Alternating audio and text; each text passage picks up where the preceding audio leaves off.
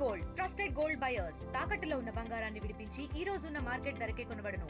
మరిన్ని వివరాలకు సంప్రదించండి 7710 welcome to hot TV crime scene.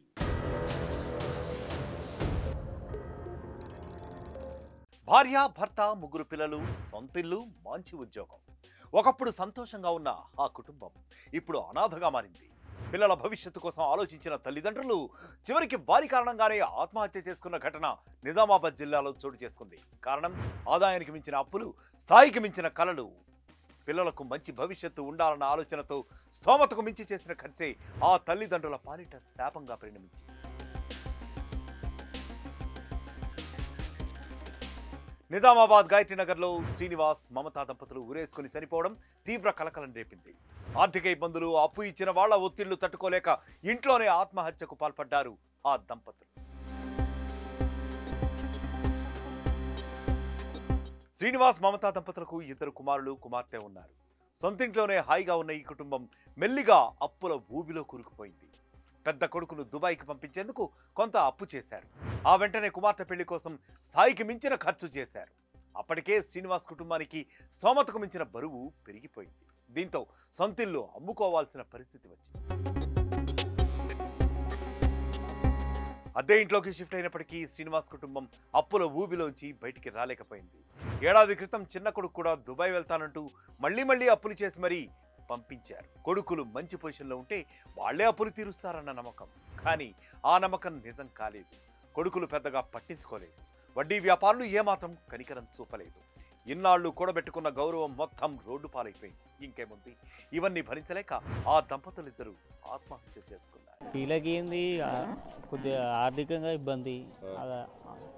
అప్పులు తీసుకొని ఫస్ట్ బాబుది పెళ్ళయింది. అంత లోపలనే 1 year లోపలనే పాపకు ఫిక్స్ అయితే అది కూడా బయటకి తెచ్చి కడతాం కదా అన్నట్టు ఇదైతే మళ్ళీ ఏంటంటే మావాడు పెద్దోడు అల్లుడు దుబాయ్ పోతా అనుకున్నాడు. 1.5 years పోలేదు, ఆగిపోయాడు. అందులో వాళ్ళకి బాగా ఇబ్బంది అయిపోయింది కట్టేటి.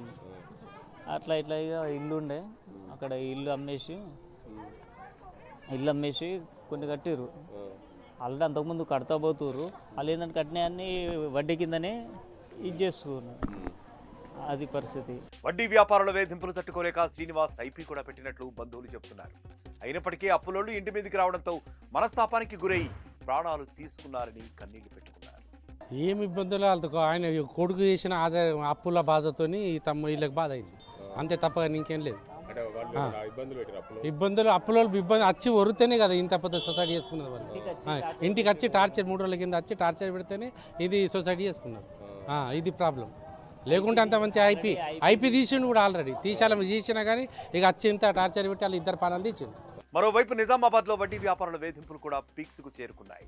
అమాయకులే లక్ష్యంగా అధిక వడ్డీలతో సామాన్యులను నడ్డి విరిచేస్తున్నారు ఆ కిరాతకులు. బలహీనతలను ఆసరాగా చేసుకుని సొమ్ము చేసుకుంటున్నారు. వడ్డీ బకాసుల కారణంగా ఉమ్మడి జిల్లాల్లో ఇప్పటికే ఎన్నో కుటుంబాలు బలైపోయాయి, ఇంకా పోతూనే ఉన్నాయి. ఇకనైనా ఈ పరిస్థితి మారేలా పోలీసులు కఠినమైన చర్యలు ఈ వడ్డీ వ్యాపారులపై తీసుకోవాలని అందరూ కోరుతున్నారు. ఇక మరొక క్రైమ్ స్టోరీతో మళ్ళీ కలుద్దాం. Until then stay clicked on RTV. India Pakistan తాజా అప్డేట్స్ కోసం డౌన్లోడ్ చేసుకోండి RTV లైవ్ యాప్.